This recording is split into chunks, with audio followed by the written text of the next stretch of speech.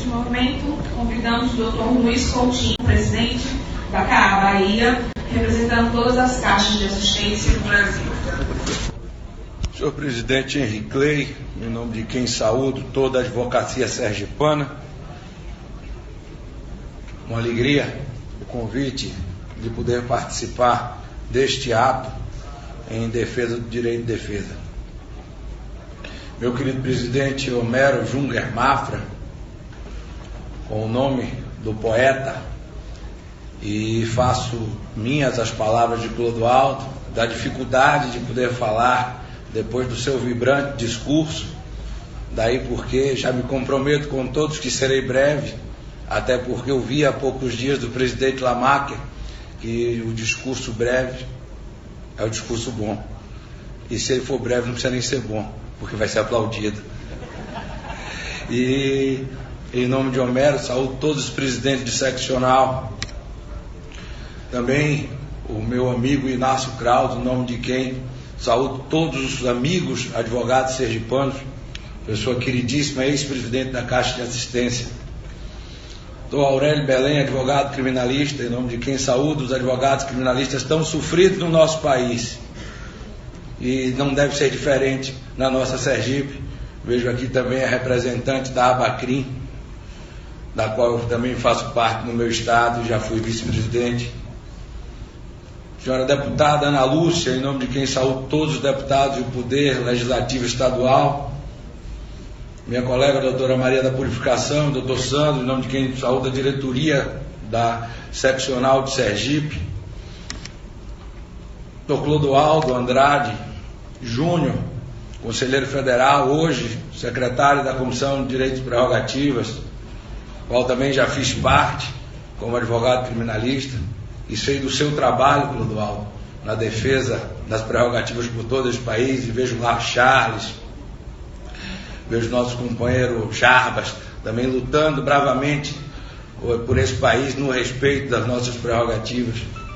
E, por fim, a minha queridíssima Ana Lúcia Aguiar, nossa presidente da Caixa de Assistência de Sergipe, que me deu hoje a alegria de estar aqui neste dia em que os colegas se reúnem para poder discutir o direito de defesa. Saúdo também o vereador Helder Batalha, o defensor público Eremildo, e digo que a Sergipe está em festa, por diversos motivos. Entre eles, porque hoje reunimos 600 advogados para os Jogos do Nordeste, e recebemos a hospitalidade sergipana, e quis a vontade de Deus que eu estivesse aqui exatamente para poder participar deste momento, em que, como é um paradoxo, nós temos que realmente, como disse o Homero, discutir o direito de defesa como algo que é necessário no mundo moderno, quando nós deveríamos ter a certeza do respeito da Constituição Federal. E quando eu falo do esporte, que é uma das missões da Caixa de Assistência, e vejo o discurso do Homero, me lembrei de uma passagem que diz que os gregos, quando os filhos nasciam, Homero, eles beijavam os lábios daqueles que se tornariam grandes oradores, como foi o seu caso. Beijavam os pés daqueles que se tornariam grandes velocistas, como aqueles que estão lá na ABB hoje, correndo atrás das nossas medalhas. E beijavam os omoplatas daqueles que se tornariam grandes fisiculturistas. E é exatamente isso, meus senhores, que eu vejo que é o momento que nós precisamos parar para refletir o que acontece com o nosso direito de defesa. O que gerou a República de Curitiba, tão decantada pela população, sobretudo pela população mais pobre e sofrida, que acredita que ali existem falsos heróis, que podem representar uma segurança jurídica que é, na verdade, cortar com os nossos direitos constitucionais, que é minimizar o trabalho do advogado, de que nós atrapalhamos o que eles querem fazer. Os excessos do juiz Moro, os excessos de delação, que transformaram a prisão preventiva em elemento obrigatório para que aqueles todos exercessem um dever de delação. E Cervantes é muito feliz quando fala na delação, que diz claramente que a todos agrada o resultado da delação, mas todos odeiam o delator. Como a advocacia foi vilipendiada, por fim, determinaram a presença obrigatória do ex-presidente da República para ouvir as testemunhas de defesa. Uma vergonha. E eu me preocupo não é só com o que acontece na República de Curitiba. É o exemplo que isso pode trazer para os juízes de Lagarto, para os juízes de Socorro e para os outros juízes sergipanos. Como acontece aqui no estado vizinho da Bahia, em que cada dia mais os juízes se tornam elemento de autoritarismo, de respeito às prerrogativas, que dizem que eles podem tudo, porque com eles está a lei. E a população aplaude aquilo não sabendo que ela será vítima no dia seguinte. Vejo esses procuradores da Lava Jato, com apoio do Poder Judiciário, criando regimes prisionais como se legisladores fossem. Você delata e eu lhe dou um regime semiaberto com a possibilidade de você ficar em casa ou de você fazer algo que não está previsto em lei, porque é algo razoável. Um regime aberto que você se recolhe em outros horários que não os previstos na lei. E o indivíduo, porque não aguenta a cadeia, vai lá e delata tudo. E eles criam um novo Código de Processo Penal, um novo Código Penal ao alvedrio dos procuradores e se insurgem contra a lei de abuso de autoridade. Qual autoridade que respeita o direito de defesa tem que temer a lei de abuso de autoridade? Só aquelas que estão dispostas realmente a violar o devido processo legal. Essas criam as 10 medidas anticorrupção. Essas lutam porque o arbítrio nesse momento é que é importante para fazer valer a República de Curitiba como uma regra a ser observada, a salvar o país da corrupção. Vejo com muita preocupação a atuação do Supremo Tribunal Federal, que vem traindo paulatinamente a Constituição Federal, que ele deveria ser o guardião-mor. O fez quando relativizou a presunção de inocência. O fez antes quando admitiu na lei de eleições que o julgamento em segunda instância já proibiria a possibilidade do indivíduo se candidatar-se. Quando assistimos aquilo, não pensamos onde eles poderiam ir no dia seguinte.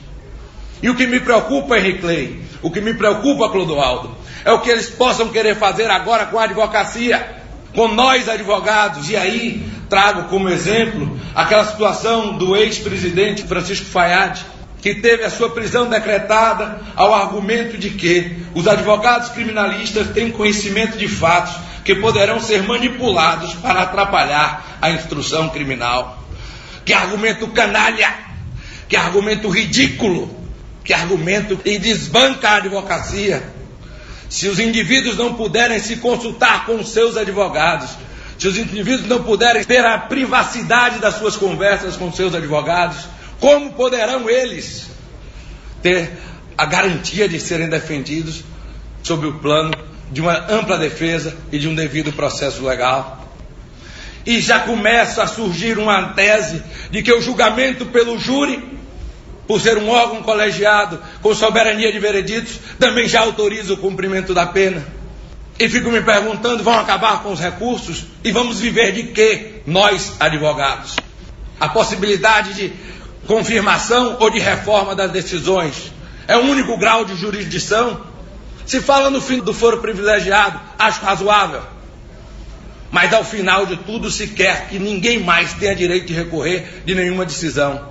E o juiz que hoje se acha que é Deus vai ser confirmado como tal, porque a palavra dele será única e será última. E se fez uma modificação na legislação quando começou a gravar as audiências, e eu digo, isso não vai dar certo, porque no final as pessoas não vão ouvir aquilo. A audiência era para acontecer em um único momento e ser julgada ali de uma forma rápida. mas a audiência se desdobra, ela se quebra. E depois que ela se quebra, o juiz não dá a sentença na hora. Então ela não tem nenhum efeito prático. E depois que sobe para o tribunal jamais vai ouvir aqueles DVDs ou aquelas gravações que ali estiverem. Acabou-se a possibilidade de uma releitura dos autos por parte dos julgadores de segundo grau. E digo ainda com muita preocupação que é esse ativismo judicial e esse ativismo da função do Ministério Público que a qualquer momento se põe às ruas para poder chamar a sociedade contra aqueles que tenham coragem de decidir. E como a liberdade de imprensa que deve ser garantida é usada contra o cidadão, na perspectiva de que esse cidadão não vai poder necessariamente ser solto porque a opinião pública não aceita aquela soltura. E as regras do artigo 312 serão postas de lado, porque o indivíduo tem que ficar preso, porque o juiz não tem coragem de dar uma decisão que seria de acordo com a lei. Mas, meus senhores, me comprometi em ser rápido e assim vou fazer. Terminando a minha fala dizendo que nosso compromisso na OAB é com a liberdade. E a OAB, vejo aqui, dirigente de ordem, é o nosso partido. E a nossa ideologia é o Estado Democrático de Direito.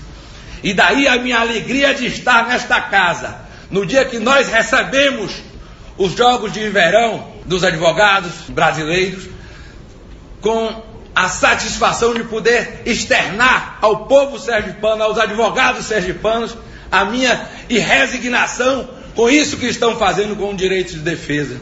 E dizer que estamos encampando a mesma luta de vocês. Contem com a advocacia baiana. Trago aqui o abraço do meu presidente Luiz Viana, os colegas sergipanos, na pessoa do Henry Clay, e vejo que amanhã é um dia que muita coisa pode acontecer nesse país. Está convocada uma greve geral e que nós não sabemos em que dimensão ela vai tomar, mas a conturbação social pode estar perto. E que isso não seja mais um motivo para se cercear o direito de defesa sob qualquer argumento que seja ou que possa parecer válido no desrespeito à nossa Constituição. A vocês o meu muito obrigado. Parabéns ao OAB de Sergipe.